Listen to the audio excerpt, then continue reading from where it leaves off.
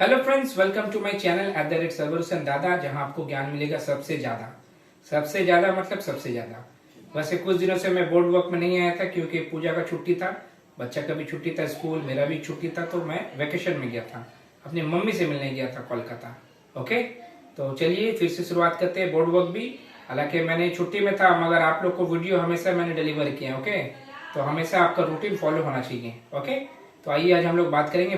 सबसे पहले मैं बता दूं, बहुत ही इंपॉर्टेंट टॉपिक है और बहुत ही जरूरी है, और पूरा देखना, पूरा सुनना, नहीं तो कुछ भी समझ में नहीं आएगा। स्किप करेंगे या सिर्फ स्क्रीनशॉट लेंगे तो कुछ भी समझ नहीं आएगा। आज हम लोग बात करेंगे बैरक हुसैन ओबामा के बारे में। जी हाँ, आप सभी को मालूम है बैरक हुसैन ओबामा जो कि अमेरिका के प्रेसिडेंट भी रह चुके हैं, और वो फर्स्ट अफ्रीकन अमेरिकन प्रेसिडेंट थे। ओके, यानी कि अमेरिका का प्रेसिडेंट थे, बट अफ्रीकन अमेरिकन पहले प्रेसिडेंट थे। अभी पता चलेगा क्यों। तो इनका जन्म होता है 4 अगस्त 1961, 4 अगस्त 1961 में इनका जन्म होता है। होनोलुलु, नाम तो सुना ही होगा, होनोलुलु, जो कि हवाई आइलैंड में है। यूएस का एक स्टेट है हवाई, वहीं पर ये होनोलुलु है। अच्छा, ये हवाई क्यों फेमस है पता है? और एक चीज के लिए फेमस है, अगर आपको याद नहीं होगा तो मैं बता दूं। 7 दिसंबर 1941 को जापान यहीं पर हमला करता है, पर्ल हार्बर में। पर्ल हार्बर यहीं पर है, अमेरिकन जो भी फ्लीट वगैरह था। अचानक से जापान सुबह 8 बजे के करीब हमला कर देता है, और उसी का बाद ही अमेरिका फिर सेकेंड वर्ल्ड वॉर में शामिल होता है। ओके, उससे पहले अमेरिका न्यूट्रल था, जैसा कि अभी है। वो खाली आर्म्स एंड एम्युनिशन सप्लाई करता है और सबको लड़ाते रहता है। अच्छा, तो इनके पिताजी का नाम था बैरक ओबामा सीनियर, ठीक है। और इनके पिताजी केनिया से बिलोंग करते थे। इनका जन्म तो हवाई में हुआ था, बट इनका पिताजी माने एंसेस्टर केनिया से बिलोंग करते हैं, और ये इकोनॉमिस्ट थे। और मम्मी का नाम था एन डनहम, ये अमेरिकन ही थी, और ये एक एंथ्रोपोलॉजिस्ट थी। एंथ्रोपोलॉजी तो आपको पता ही होगा, WBCS में मेरा ख्याल से 60 से 70% सब ऑप्शनल में एंथ्रोपोलॉजी ही लेता है, ठीक है। अच्छा, इन्होंने अपना यानी कि बैरक हुसैन ओबामा ने अपना ग्रेजुएशन कहाँ से, क्या चीज में किया? पॉल साइंस में किया, और international relations, political science and international relation में किया, कोलंबिया यूनिवर्सिटी यानी कि CU, कैलकाटा यूनिवर्सिटी नहीं, कोलंबिया यूनिवर्सिटी 1983 में किया, और इनका पास सर्टिफिकेट है, ठीक है। अच्छा, और उन्होंने 1988 में फिर क्या किया? एडमिशन लिया हार्वर्ड लॉ स्कूल में, वहां से लॉ का पढ़ाई किया, ठीक है। अच्छा, इनका पॉलिटिकल करियर शुरुआत होता है, ये इलिनॉइस एक स्टेट है अमेरिका का, वहां का स्टेट सीनेट में थे। आप समझ लीजिए, स्टेट सीनेट का मतलब होता है वहां का, यहाँ का जैसा MLA वगैरह होता है वैसे ही, ठीक है। और बाद में फिर यूएस सीनेट में भी वो नामित होते हैं, वहीं से, इलिनॉइस से, यानी कि। अच्छा, यूएस सीनेट क्या है? यूएस का जो पार्लियामेंट है उसको कांग्रेस बोलता है, उसका भी 2 हाउस है, जैसा हम लोग का यहाँ पर जो पार्लियामेंट, इसमें 2 हाउस है, अपर हाउस, लोअर हाउस। तो ये जो यूएस सीनेट है ना, ये वहां का अपर हाउस है अमेरिका का। मैंने पहले कहा, ये वीडियो को अच्छे से सुनिएगा, बहुत काम आएगा। और जो लोअर हाउस है उसको कहा जाता है हाउस ऑफ रिप्रेजेंटेटिव्स, ठीक है। और अपर हाउस का लिमिट मतलब ये है, स्ट्रेंथ है 100 सीनेट, और लोअर हाउस का 435 जो कि वोटिंग कर सकता है, और 6 जो कि वोटिंग नहीं कर सकता है, नॉमिनेटेड मेंबर समझ लीजिए। तो 441 है house of representative lower house में। अच्छा, ये प्रेसिडेंट कब से कब तक रहते हैं? ये 2009 से लेकर 2017 तक प्रेसिडेंट रहते हैं अमेरिका के, और ये 44th प्रेसिडेंट बनते हैं अमेरिका का। और सबसे मैं मजेदार बात बता दूं, अभी जो 46 प्रेसिडेंट है, यानी कि जो बाइडेन जी, उससे पहले डोनाल्ड ट्रंप थे 45, जो बाइडेन 46, ये इनके टाइम में वाइस प्रेसिडेंट है, ठीक है। और ये कौन सा पार्टी से बिलोंग करते हैं? डेमोक्रेटिक। एक्चुअली देखा जाता है अमेरिका में मेनली 2 ही पार्टी हमेशा जीतता, डेमोक्रेटिक है और एक रिपब्लिकन है। तो डेमोक्रेटिक पार्टी जो है उसका जो सिंबल है वो है डोंकी, यानी कि गधा सिंबल है। रिपब्लिकन का भी मैं बताऊंगा। तो पहला बार जब वो जीतते हैं तो किसको हराते हैं? पहली बार जॉन मैकेन, जो कि रिपब्लिकन पार्टी से थे, और रिपब्लिकन पार्टी का सिंबल है एलिफेंट। और कितना जीतते? 365 173 से जीतते हैं। एक्चुअली वहां पर भी इलेक्टोरल कॉलेज का सिस्टम है, डायरेक्ट वोटिंग नहीं है प्रेसिडेंट का मामला में। तो टोटल 538 इलेक्टोरल कॉलेज वोट करता है प्रेसिडेंट के इलेक्शन में, जिसमें से 365 ओबामा को मिला था, 173 जॉन मैकेन को मिला था, ठीक है। उसके बाद सेकेंड टर्म उसके बाद ही बनते हैं, किसको हरा के? मिट रोमनी, वो भी रिपब्लिकन पार्टी से थे, और तब थोड़ा सा कम हो जाता है, 332 ओबामा को मिलता है और 206 मिट रोमनी को मिलता है।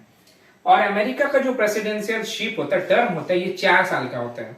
ओके, और सिर्फ 4+4 यानी कि 2 ही बार अमेरिका का प्रेसिडेंट कोई भी एक शख्स बन सकता है। एक्चुअली इससे पहले क्या था, इससे पहले कुछ लिमिट नहीं था। तो 22 नंबर का जब अमेंडमेंट होता है हम लोग का 22nd अमेंडमेंट 1951 में, उसी में डिसाइड होता है जो अमेरिका का जो भी प्रेसिडेंट रहेगा बस 2 ही टर्म के लिए बन सकता है। और मैक्सिमम टर्म के लिए कौन था पूरे इतिहास में अमेरिका का, उनका नाम था फ्रैंकलिन डी रूजवेल्ट, जो कि सेकेंड वर्ल्ड वॉर का टाइम में भी थे।